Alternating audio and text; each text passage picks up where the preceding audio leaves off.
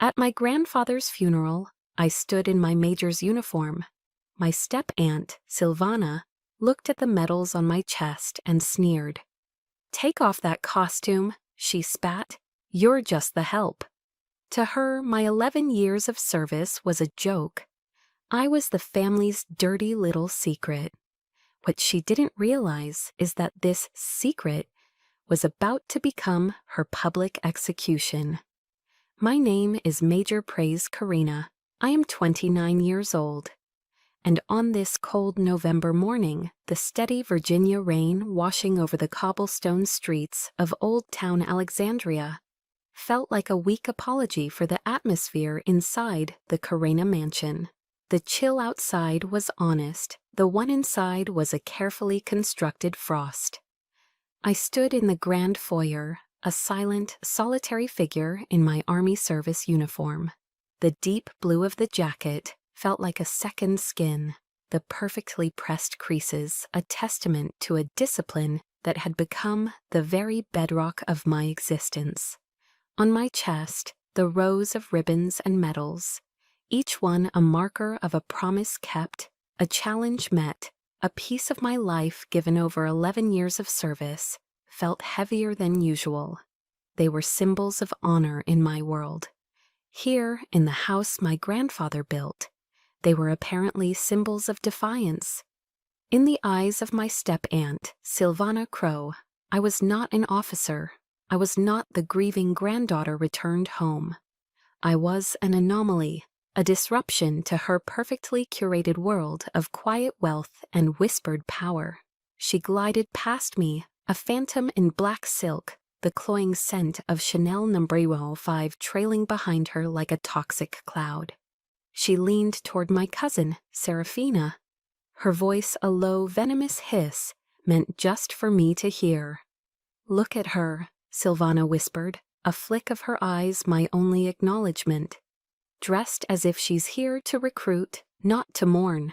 It's a disgrace to the Karina name." Serafina, ever the loyal echo, let out a delicate giggle. It was a sound like shattered glass, sharp and cruel, and it found a place deep inside my chest to twist. I kept my gaze fixed on the rain-streaked window, my posture rigid, my hands held loosely at my sides as regulations dictated. I was trained to remain calm in the face of enemy fire. I never imagined the most hostile territory I'd ever stand on would be the Persian rug in my own family's home.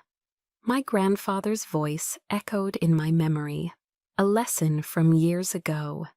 Discipline isn't just for the battlefield, Praise. It's holding your ground when the enemy is standing right in front of you. I held my ground. A brief respite came in the form of a United States Senator, an old friend of my grandfather's. His face was etched with genuine sadness as he approached me, his eyes immediately drawn to the silver oak leaf on my shoulder marks. He offered a firm, respectful handshake. "Major Karina," he said, his voice rumbling with sincerity, "my deepest condolences on your loss. The general was so immensely proud of you. He told me so himself." For a single, fleeting moment, a fragile warmth spread through my heart, a flicker of recognition, a sense of belonging. It was extinguished as quickly as it came. Like a hawk swooping on its prey, Silvana was there, linking her arm through the senator's, physically maneuvering him away from me. Her smile was blinding, her voice dripping with a honey I knew was laced with poison.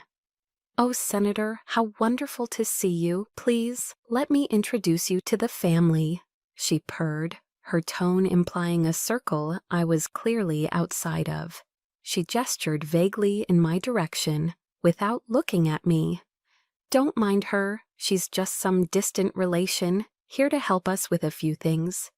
She emphasized the word help, letting it hang in the air, a deliberate, perfectly aimed missile. In that single sentence, she had stripped me of everything. My rank, my service, my very identity as the general's granddaughter. I was no longer Major Praise Karina. I was a nameless, faceless helper, an employee, a nobody. The air grew thick in my throat, but my training, my grandfather's words, held me fast. My spine remained a steel rod, my expression a neutral mask. I would not give her the satisfaction of seeing me break. I let the insult wash over me, feeling it stain me, but I refused to let it bend me. An hour later, the battleground shifted to the library. The scent of old leather and wood polish, once a source of comfort, now felt like the air in an arena before a fight. This room had been my grandfather's sanctuary. Today it was their stage. Silvana, Serafina, and her husband, the ambitious D.C. lawyer Caspian Thorne, settled into the plush leather armchairs with an air of entitled victory. They were predators waiting for the feast. I chose to stand. Alastair Finch, the family's longtime attorney, cleared his throat.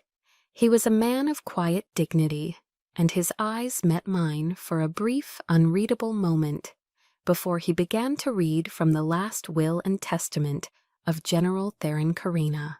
He went through the minor bequests, the usual legal jargon, while the tension in the room coiled tighter and tighter. And then he reached the final, most important section. His voice was clear and steady. To my sole granddaughter, Major Praise Karina, I bequeath the entirety of my estate. This includes the Karina Mansion and all its holdings, the full contents of the Karina Trust Fund, valued at $11 million, and my 41% of controlling shares in Ethelgard Industries. The silence that followed was absolute, a vacuum that sucked all the air from the room. It was shattered by Silvana's shriek. "Absurd!" she screamed, lunging to her feet, her mask of civility disintegrating into raw, ugly rage. The old man was senile. He'd lost his mind. Chaos erupted. Caspian was on his feet, his face pale with shock, while Serafina simply stared, her mouth agape. Amid the turmoil, Mr. Finch walked calmly over to me and handed me a thick, sealed envelope bearing my grandfather's crest. As I turned to leave the war zone behind me, a young woman I recognized as the lawyer's assistant, Lyra Vance, intercepted me near the door. She moved with a quiet urgency, pressing a small metallic object into my hand. It was a USB drive. "The General's final directive," she whispered, her eyes wide with a meaning I didn't yet understand. Then she was gone. I closed my hand around the cool metal, the weight of it, and the weight of the envelope, feeling far heavier than any medal I had ever earned. The war, it seemed, had only just begun. I didn't go back to Fort Liberty. My duty there could wait. My duty to the truth could not. Instead, I drove my beat-up Ford sedan to an old Holiday Inn Express on the outskirts of Alexandria, the kind of anonymous, transient place where no one pays attention to a lone woman with a single military-issue duffel bag. The room smelled of industrial disinfectant and stale, cheap coffee from a machine in the lobby. It was perfect. This sterile, impersonal box would become my forward operating base. I sat on the edge of the stiff, polyester-covered bed, my laptop humming on the small desk. The envelope from Mr. Finch lay unopened beside it. First, the intel. I took a steadying breath and slid the USB drive Lyra Vance had given me into the port. The screen flickered to life, and with it, my world began to crack at the seams. At West Point, a philosophy professor once lectured us on Stoicism. "You do not control what happens to you," he had said, pacing before the class of cadets, "but you have absolute control over how you respond." For years, I had lived by that creed. I had controlled my response to enemy ambushes in Afghanistan and the subtle, constant hostility of my own family. Now I would respond to this. The skills I'd honed in intel analysis, sifting through data, identifying patterns, connecting seemingly disparate pieces of information, were now turned inward, aimed at the very people who were supposed to be my foundation. I navigated the drive's contents with a cold, methodical precision. It was organized into folders, each a chapter in a story of betrayal. Files, emails, audio recordings. They appeared on the screen like shards of a shattered mirror, each one reflecting a distorted, ugly piece of a truth I never knew existed. My grandfather's words came back to me, not with comfort, but with a chilling new meaning. Start with trust, then dig deeper. My trust was a crater. It was time to dig. I clicked on the first folder labeled Estate Planning. The email chains between Silvana and Caspian made a bitter, acidic bile rise in my throat. This wasn't just about them contesting the will. It was a calculated, long-term campaign to erase me. I scrolled through messages dating back years, a slow-burning conspiracy laid bare in cold black and white text. They didn't just discuss legal strategies, they reveled in their contempt for me. In one email, Caspian had written, "Don't worry, Auntie. If the little soldier girl ever dares to show her face, I have 100 ways to make her renounce it all voluntarily. She's used to discipline. We'll just have to show her what the real world's discipline looks like." The phrase, "the little soldier girl," struck me like a physical blow. It was so dismissive, so belittling. It was how they saw me. Not as a decorated officer, not as family, but as a child playing dress-up, a nuisance to be managed. Silvana's reply was even more chilling. It would be better if she never appeared at all. Her very existence is an insult. My hands tightened on the edge of the desk. They had plotted my removal from the family legacy for years, viewing me as an insect to be crushed before I could even reach the house. Next, I opened an audio file. It was a recording of Lyra Vance, her voice trembling but clear. She was recounting the day Caspian fired her. She described how she had found evidence of him funneling money from Ethelgard Industries through a sham charity. And when she confronted him, he had threatened her career, her reputation, everything. The recording was a raw, painful testament to their ruthlessness. They weren't just greedy, they were cruel. They destroyed lives as casually as one might swat a fly. But the final devastating blow was waiting in a folder encrypted with a single ominous name: Dawnfall. My training kicked in, my fingers flying across the keyboard, breaking the simple password, my grandfather's date of birth, in seconds. The folder opened. It contained only one file, a single image. My breath hitched. The screen showed a photograph, grainy and faded with age. A little girl, no older than 4, with a shock of blonde hair, sat smiling on a wide green lawn. I recognized the barracks in the background. Fort Bragg, North Carolina, 1996. The little girl was me. Sitting beside me, his arm draped protectively around my small shoulders, was a young paratrooper. He wore the 82nd Airborne patch on his sleeve, the same one I now wore on mine. His smile was warm, his eyes crinkling at the corners with a joy that seemed to leap off the screen. It was a face I had never seen before. It was not my grandfather, Theron Karina. My eyes scanned to the bottom of the photo. A typed caption, a name, Major Jackson Jax Creed. And beneath the name, 2 words that shattered my entire reality: the truth. The air in the room became thick, unbreathable. My lungs seized. All my life, I was told a simple, tragic story.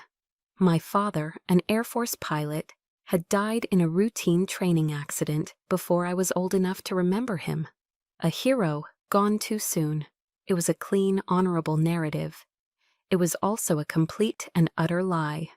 This was a different man, a different uniform, a different story. This wasn't just about an inheritance anymore.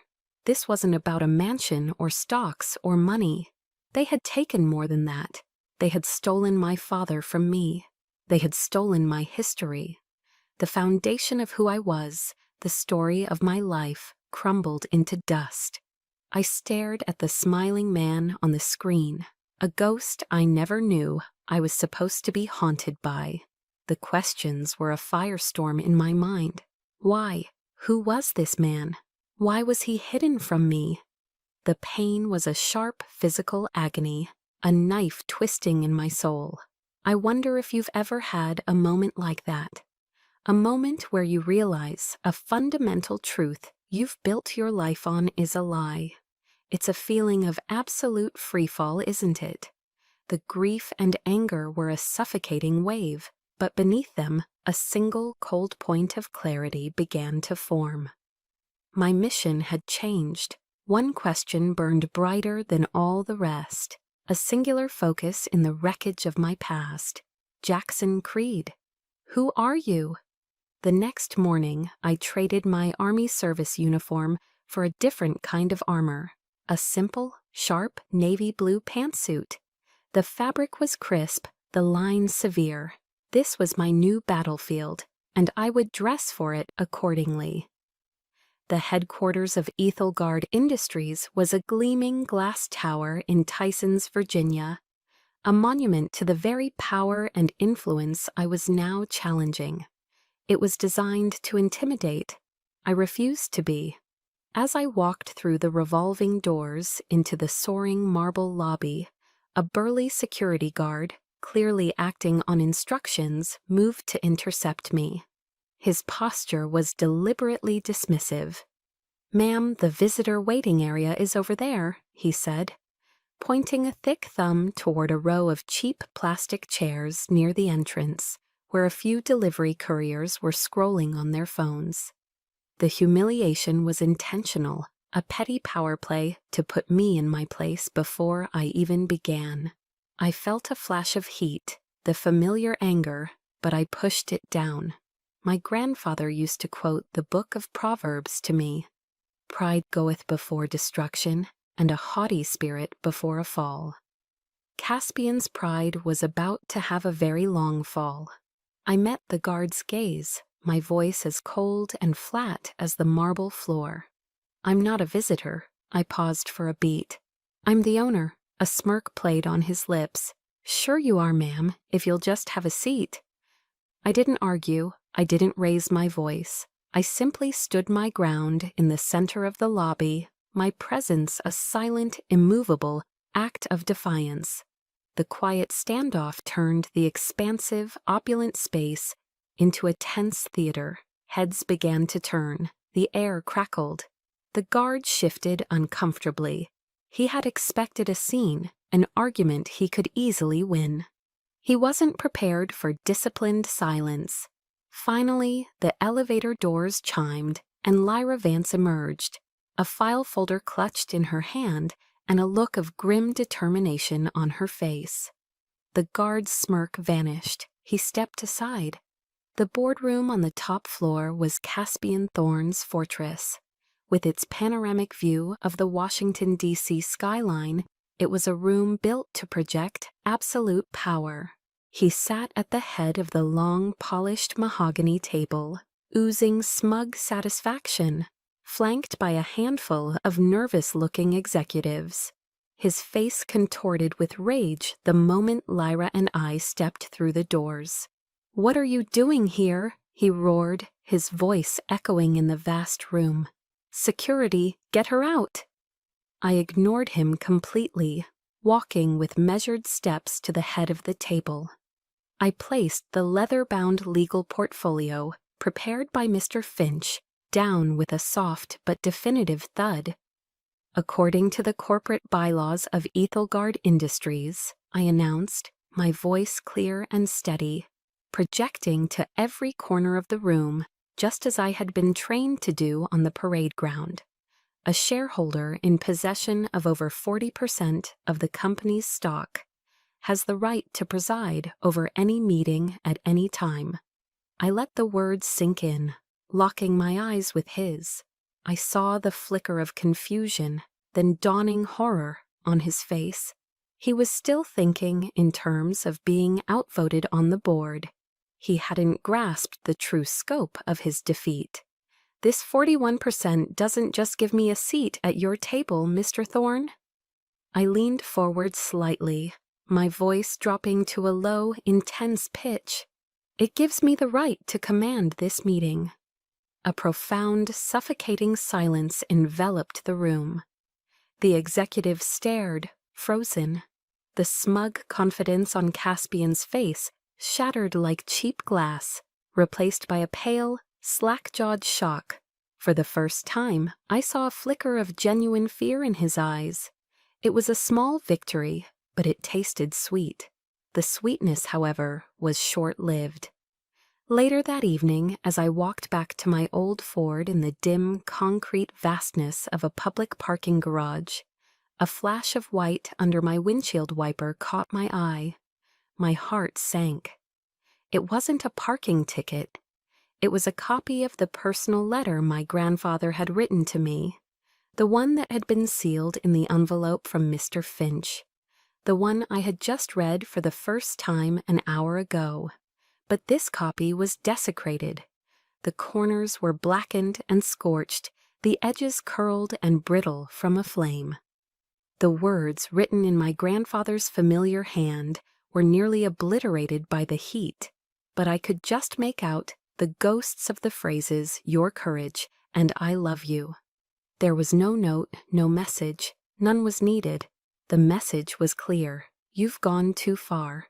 We can burn your inheritance just as easily as we can burn you. An icy rage, sharp and clean, shot up my spine. This wasn't a corporate battle anymore. This wasn't a fight. This was a threat. They weren't just trying to win. They wanted to destroy. The rules of engagement had just changed. I would no longer just defend and attack. It was time to hunt. The scorched letter, it felt like a brand on my soul. That night, sleep offered no escape, only fractured nightmares of fire and betrayal. By the next afternoon, I found myself sitting in a red vinyl booth at a classic American diner in the Delray neighborhood of Alexandria. The air smelled of frying bacon and coffee. I was pushing the remains of a dry burger around my plate. The weight of my isolation pressing down on me so hard it was difficult to breathe. I had won a battle, but the threat of the larger war left me feeling utterly, profoundly alone. Then the bell above the door jingled. Lyra Vance walked in, her eyes scanning the room for a moment before landing on me. She slid into the booth opposite me without a word, a small, knowing smile on her face. "I figured I'd find you here," she said, her voice soft. "A place like this, it's real, not like their world." She motioned to the waitress, then pushed a heavy ceramic mug of steaming black coffee across the table toward me. "I quit my job at the law firm this morning. I can't work for people who represent that kind of evil." I looked up at her, surprised. She was throwing away her career, her stability, for a fight that wasn't even hers. She seemed to read my mind. The general trusted me, praise. He gave me a chance when no one else would. And now, she met my gaze, her own eyes clear and unwavering. "Now I trust you, Major." It was the first time in days someone had called me by my rank, without a trace of sarcasm or contempt. It was a simple word, but it landed like a lifeline. A small, tentative warmth spread through my chest, a flicker of light in the suffocating darkness. In that moment, sitting in a cheap diner booth, I realized I was no longer fighting this war alone. "Thank you, Lyra," I said, my voice hoarse. It was all I could manage. She nodded, taking a sip of her own coffee. She then told me about the day she was fired, filling in the gaps from the audio file. I took the evidence of Caspian's embezzlement directly to Silvana, she said, her voice still holding a tremor of remembered shock. She just smirked, as if it was all a tiresome game. But the thing that really broke me was Serafina. Lyra paused, her eyes looking past me, replaying the scene.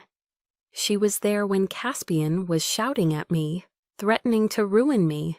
She just stood there, looking at me like I was a bug on her shoe. Then she turned to Caspian, not with anger, but with a bored sigh, and said, "Darling, don't make a scene. Mother wouldn't like the noise." The words hit me with the force of a physical blow. Serafina hadn't cared about the truth. She hadn't cared that an innocent person's life was being dismantled. She only cared about maintaining the pristine, undisturbed surface of their perfect, gilded lives. Lyra's story confirmed a truth I had always felt, but never fully articulated. Silvana's cruelty was loud and overt, a raging fire, but Serafina's was a quiet, cold poison, perhaps even more terrifying in its absolute lack of empathy. That evening, back in the sterile quiet of my motel room, my phone buzzed with a call from an unknown number. I hesitated, then answered. "Major Karina?" The voice on the other end was gravelly, aged, but with an unmistakable undercurrent of strength. I recognized it instantly. It was the old paratrooper from the funeral, the one who had pressed a slip of paper into my hand. "Yes, this is she. This is Sergeant Frank Kowalski, retired," he said. "We heard about the board meeting. You did good, Major, real good." He cleared his throat. The general, he had brothers, and those brothers don't ever abandon the child of a fallen comrade. We've been doing some digging of our own. We have some intel on the general's old friend, this Jackson Creed. My heart leaped into my throat. "Meet us at the Airborne and Special Operations Museum. We've got your 6. He hung up. I stood there, phone in hand, the silence of the room no longer feeling empty, but filled with a new, powerful presence. The paratrooper's creed, the oath I had taken, the words every jumper lives by, echoed in my mind. I will never fail my comrades. Family isn't just about blood, it's about loyalty. It's about who stands with you in the fire. My blood relatives had left me to burn. But in one day, I had found my true squadron. I had an army. I had a real family. The text message from Serafina arrived 2 days after my meeting with the old paratroopers. It was an invitation for tea, worded with a cloying sweetness that set my teeth on edge. "Let's talk, just the two of us, like old times." Old times? The only old times I remembered were ones where I was invisible. Still, against all logic, a tiny, treacherous flicker of hope ignited within me. Lyra's story had painted Serafina as passively cruel, a follower, not a leader. Could she be the weak link? Could reason prevail with her, away from the toxic influence of her mother and husband? I agreed to meet. I had to know. She chose a painfully chic tea room in Georgetown, the kind of place with embroidered napkins and bone china, designed for quiet, civilized conversations. It was the perfect stage for a disingenuous performance. She arrived late, a classic power move, sweeping in, wearing a cream-colored silk dress that made her look like a fallen angel. She sat, ordered a pot of Earl Grey, and then turned her wide, supposedly innocent eyes on me. "Praise," she began, her voice a soft, rehearsed murmur. "Mother and Caspian are just terribly worried about you. They were shocked, that's all. It was a lot to take in, but we're family. We can work this out." The word family hung between us, a poisoned dart. A foolish, weak part of me, a part I thought I had buried long ago, wanted to believe her. It was the part of me that still yearned for a normal life, for holiday dinners that didn't feel like a ceasefire. Family doesn't try to destroy each other, Serafina, I said, my voice lower than I intended. She let out a theatrical sigh, the picture of weary patience. You just don't understand this world, Praise. It has rules. Everything would be so much easier for you if you would just cooperate. She was offering an olive branch, but I could see the thorns hidden beneath the leaves. It was a threat wrapped in the language of concern.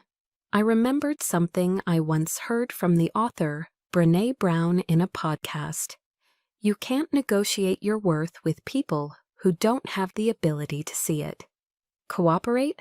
I asked, keeping my voice even. What does cooperation look like? Serafina smiled then, a dazzling, confident expression she thought was charming. To me, it looked predatory. It's simple, really. All you have to do is sign the papers, renounce the inheritance.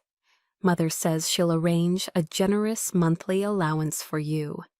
Enough for you to live quite comfortably anywhere you want. You'd be welcomed back for the holidays, Thanksgiving, Christmas. You'd be part of the family again.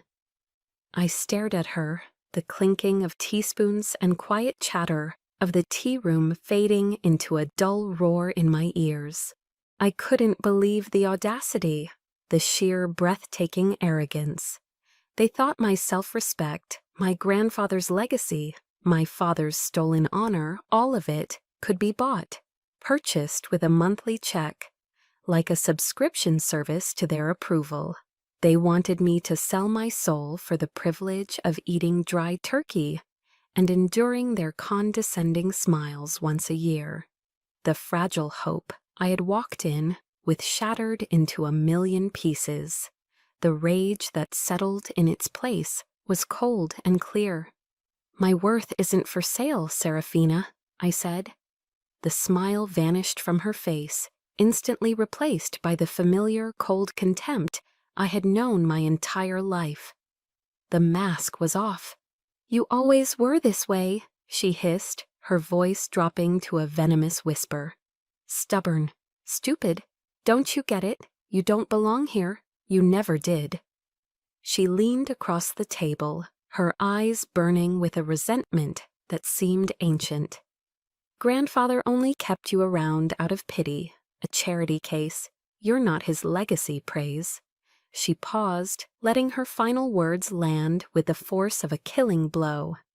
You were a burden he carried his entire life. There it was, the deepest, darkest fear I had carried in secret since I was a child, spoken aloud, the fear that I was unwanted, tolerated, a mistake. For a moment, the world tilted, the air knocked from my lungs. But then something shifted. Instead of the crushing pain I expected, a wave of absolute, chilling clarity washed over me. Her words weren't a revelation, they were a confirmation, a release. There was nothing left to salvage here. There was nothing left to hope for. They had, with their own hands, severed the final frayed thread that connected us. I pushed my chair back and stood up. I looked down at her, at my cousin, a woman who shared my blood but not an ounce of my heart, and I felt nothing, just a vast empty distance.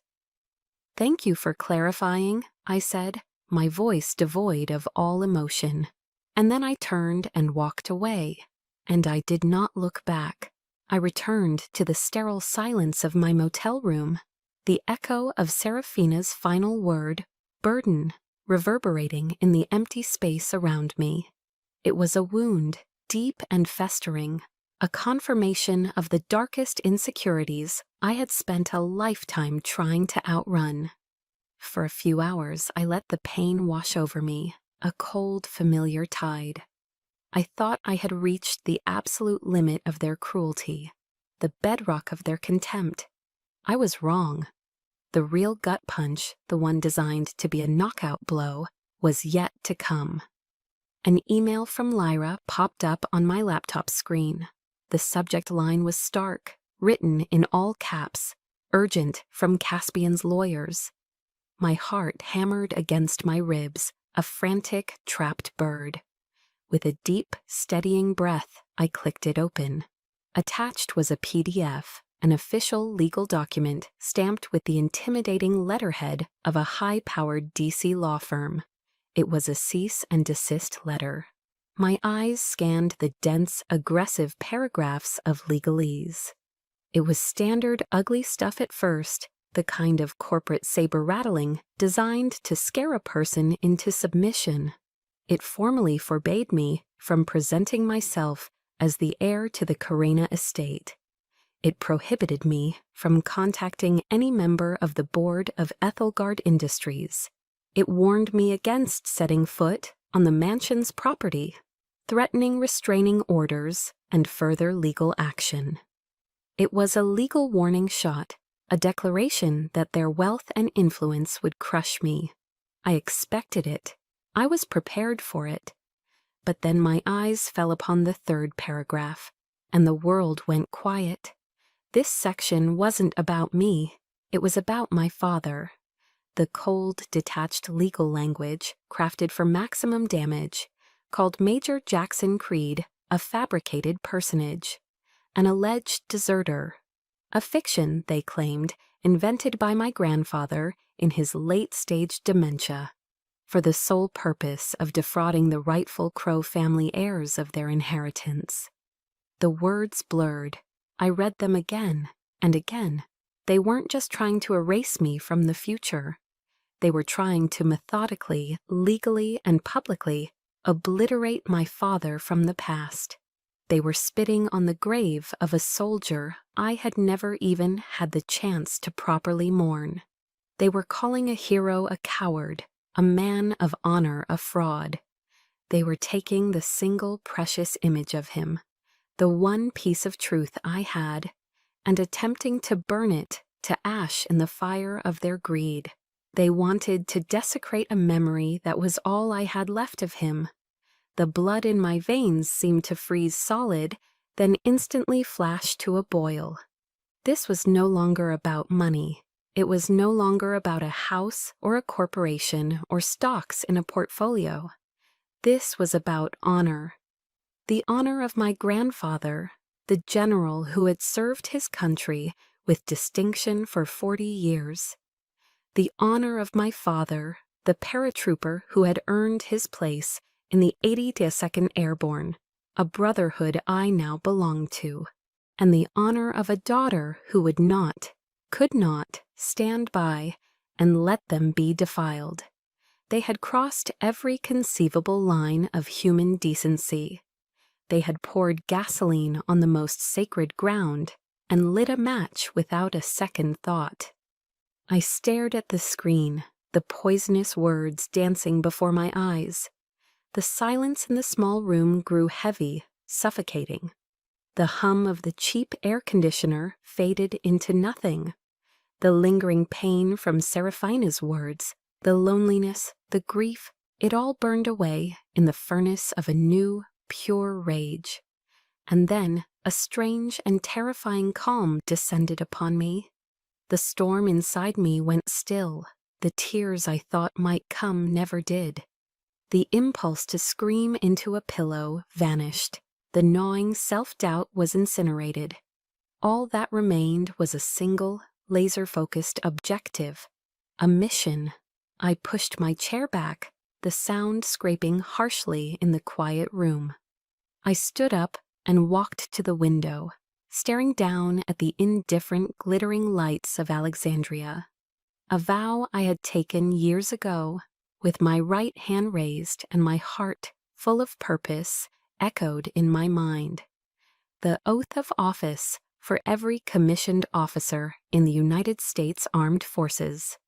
I, Praise Carena, do solemnly swear that I will support and defend the Constitution of the United States against all enemies, foreign and domestic. Domestic. Silvana and Caspian were not a foreign power. They were an enemy from within. a domestic threat that had rotted the foundation of my family from the inside out with their lies and their greed. They had betrayed trust, betrayed family, and now they had betrayed the honor of a fallen soldier. My duty was no longer a matter of choice. It was an obligation. Silence was no longer a strategy. It was complicity.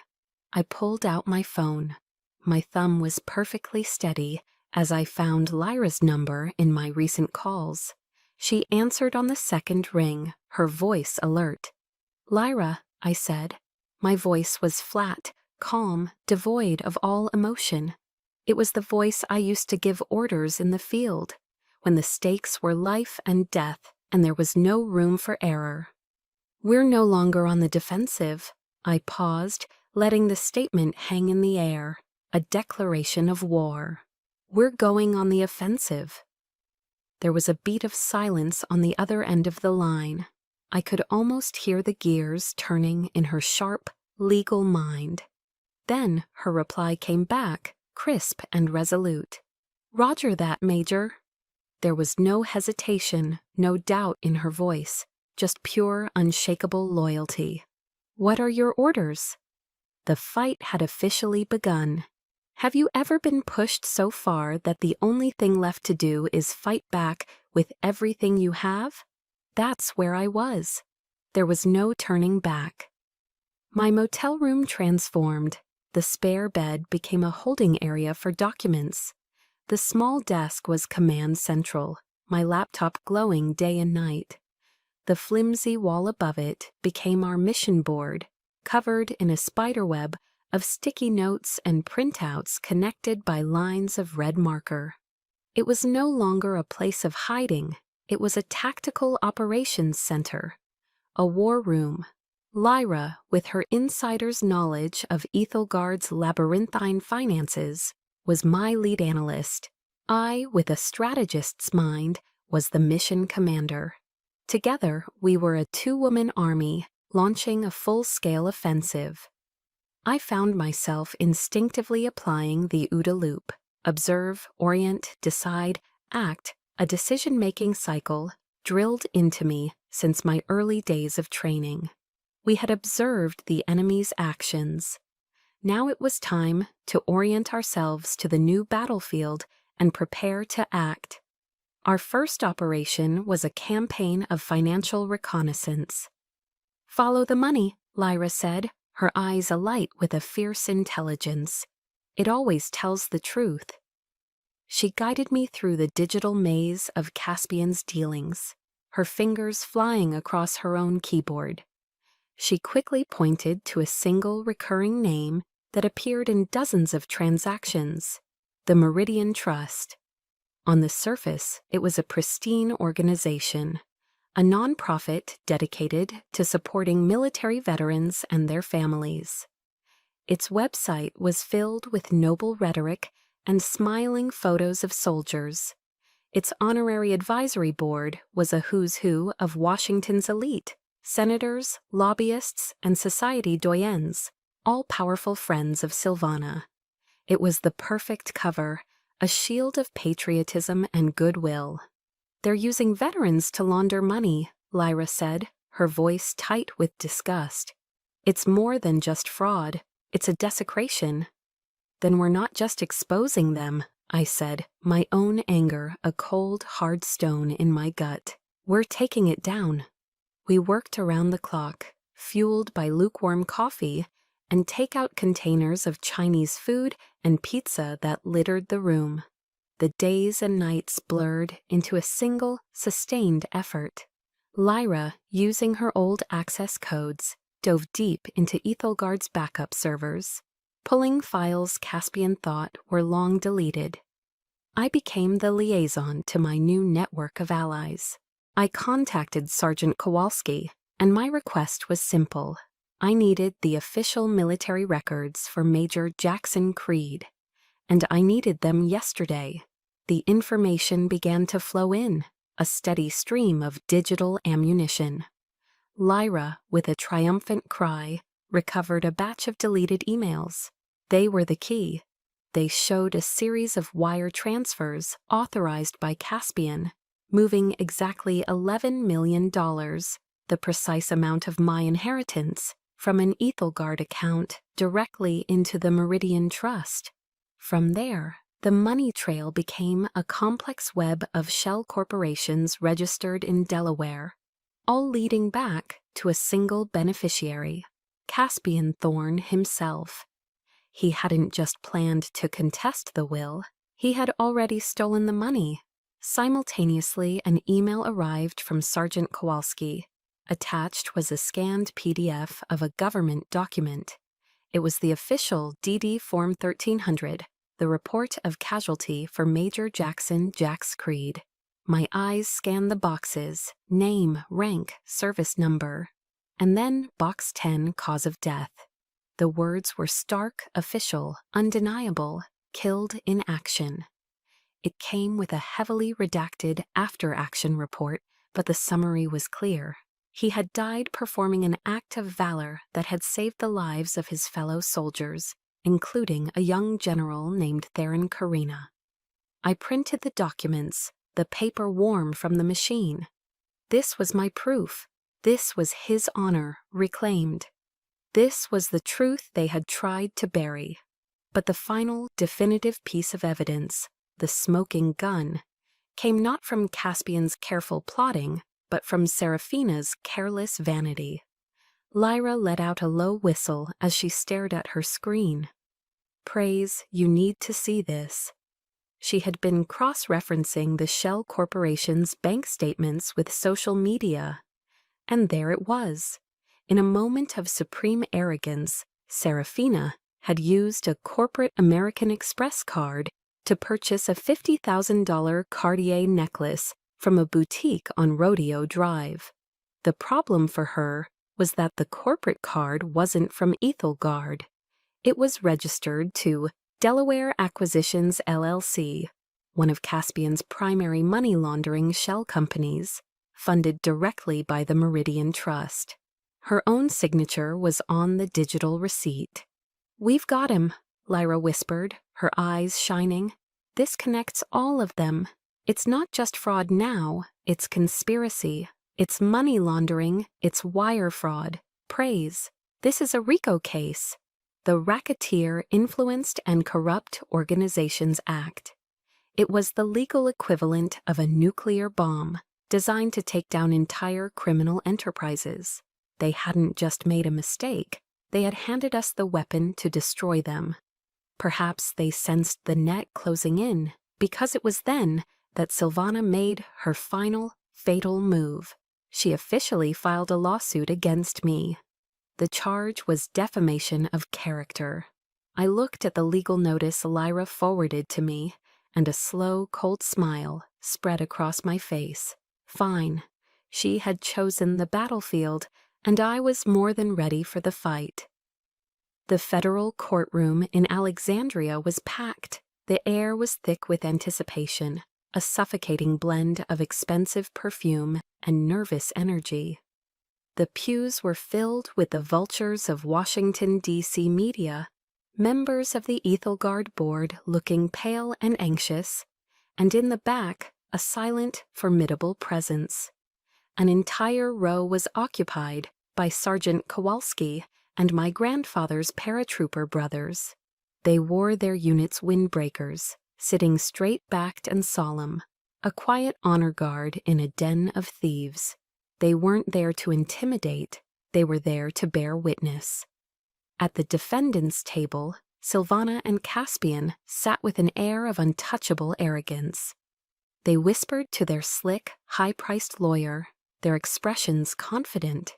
They believed this was their arena, their rules. They believed they were about to crush me. Their lawyer, a man named Marcus Thorne, no relation, a cruel irony, began his opening statement by launching a direct assault on my character. He painted me as a disgruntled, unstable soldier, a woman irreparably damaged by combat trauma. He used my service record not as a testament to my honor, but as a weapon against me, suggesting I was prone to delusions, fabricating stories for financial gain. He was trying to frame me as a classic case of a veteran suffering from PTSD, attempting to extort her own grieving family. It was a vile, despicable tactic, and I saw the old soldiers in the back stiffen with a collective, silent rage. I sat beside Lyra at our table, my hands resting calmly in my lap. I listened to every poisonous word, every calculated lie. I let him build his narrative. I let him dig their grave a little deeper. When he finally finished, the judge turned to me. "Major Karina, you may take the witness stand." I stood, but I did not walk to the stand. Instead, I walked to the center of the courtroom, standing before the judge's bench. I was in my full Army service uniform, the deep blue jacket immaculate, the medals polished to a high shine. I was not a witness, I was not a victim, I was an officer here to deliver a report. Before I began, my eyes found the American flag standing beside the judge. For truth, for honor, for country, I thought. "Your Honor," I began, my voice clear and carrying, resonating with the authority of command. "This is not a defamation case. This is a criminal investigation." That was Lyra's cue. On the large screen behind me, a slide appeared, then another, and another. The courtroom fell into a stunned silence, broken only by the soft rhythmic click of Lyra's mouse. First, the fraudulent emails between Silvana and Caspian, their contempt for the little soldier girl laid bare for the world to see. I heard a gasp from the gallery.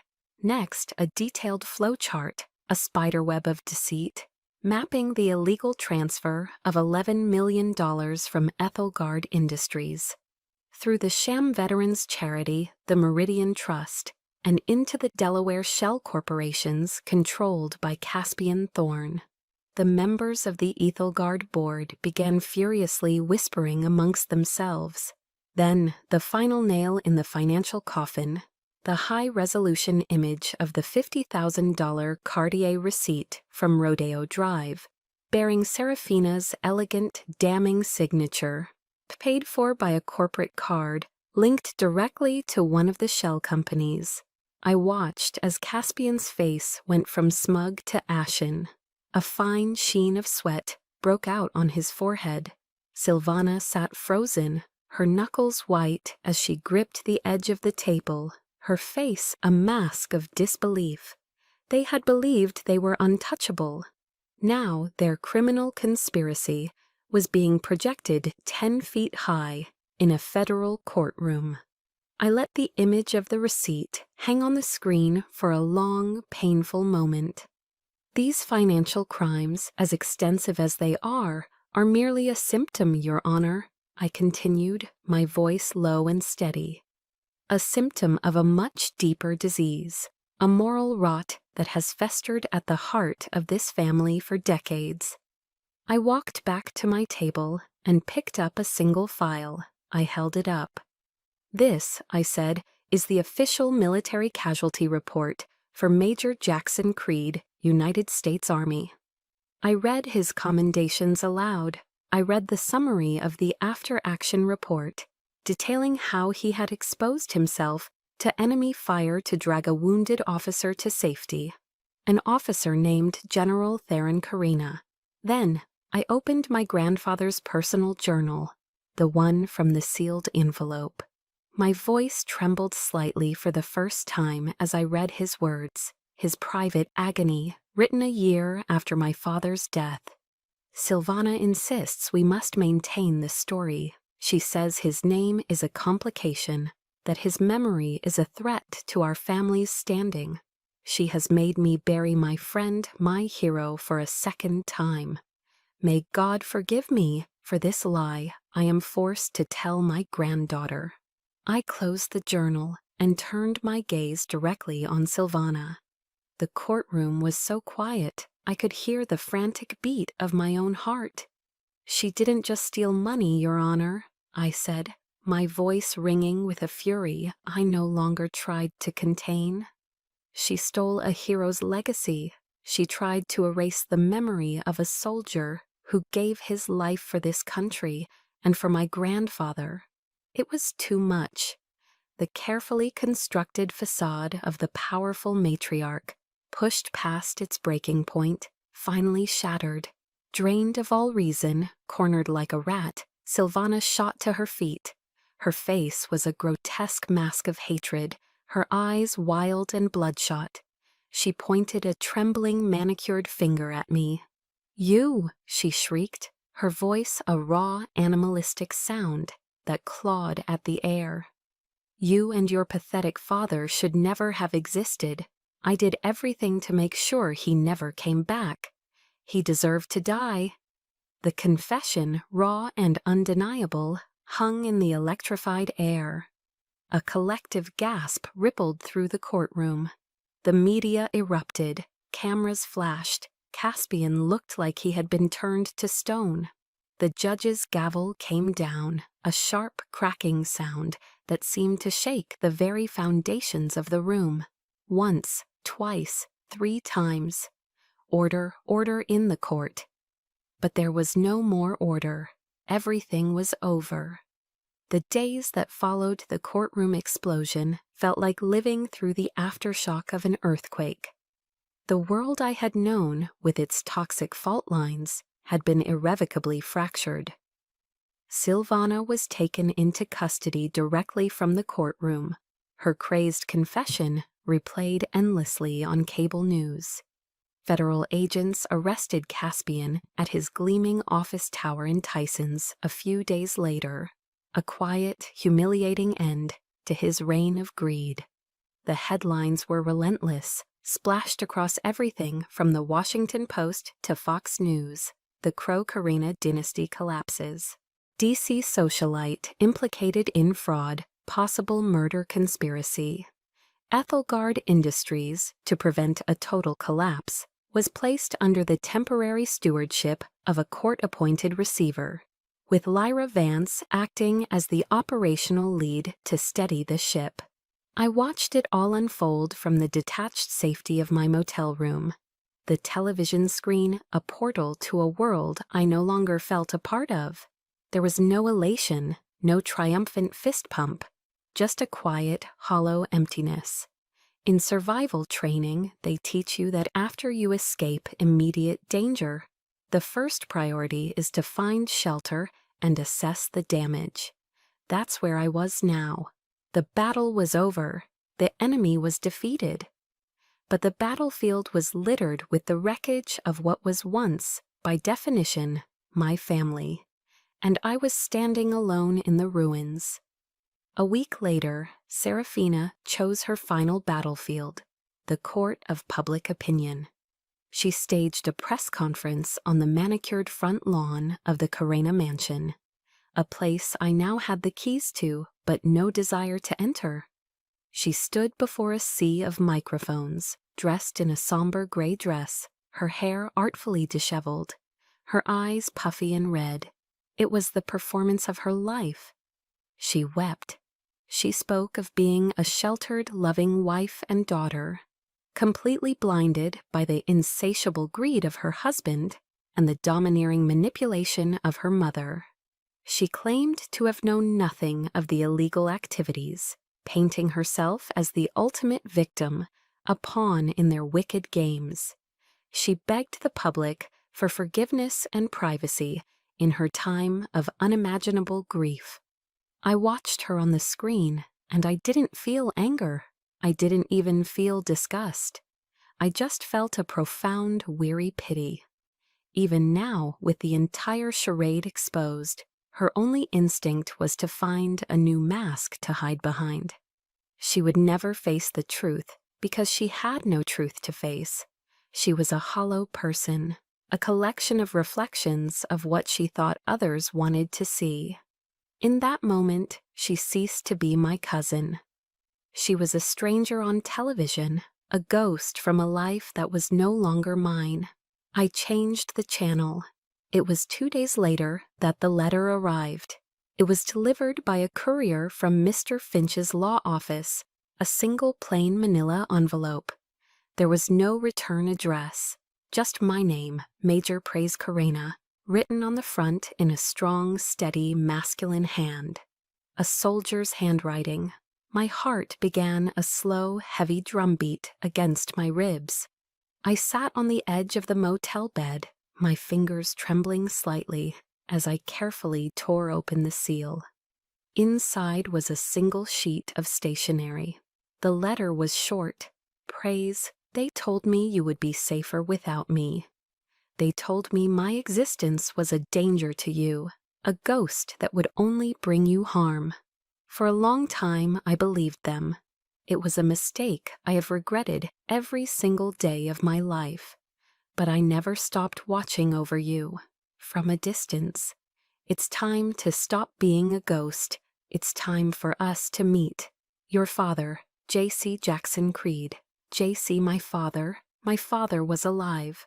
The words swam before my eyes. The stoic discipline that had been my shield, my armor, my entire identity, finally shattered. The grief I'd never allowed myself to feel. The tears I'd refused to shed for a lifetime of hurts. The crushing weight I had carried for so long. It all broke free. I dropped the letter, covered my face with my hands, and for the first time since I was a small child, I wept. He asked to meet me at the Vietnam Veterans Memorial. There was no more fitting place on earth. It was a crisp, clear morning on the National Mall, the kind of day where the sky is a painfully bright blue. When I arrived, I saw him standing before the black granite wall, his back to me. His hand was resting gently on the polished surface, tracing over the endless river of names. A silent communion with ghosts I could only imagine. He was older than the man in the photograph, of course. His hair, once dark, was now more silver than not. But his posture was unmistakable. The ramrod straight back of a soldier. He turned as if sensing my presence, and I finally saw his face. I saw the warm, crinkling eyes from the photo. Eyes that held the weight of 3 decades of secrets and regrets. Praise, he said, his voice thick with an emotion that spanned a lifetime. I had rehearsed 100 different things to say in my head. 100 questions, 100 accusations, 100 expressions of pain. But in that moment, standing before him, they all dissolved.